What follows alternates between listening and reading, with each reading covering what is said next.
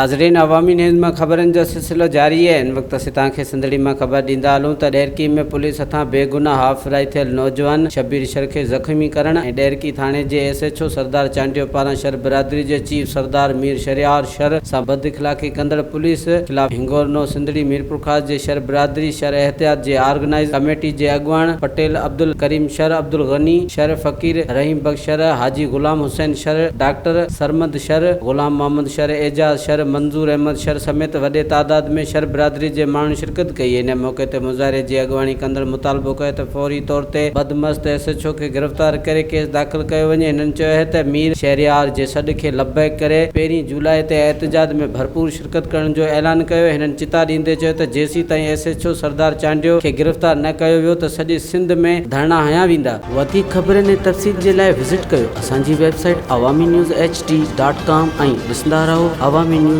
HD।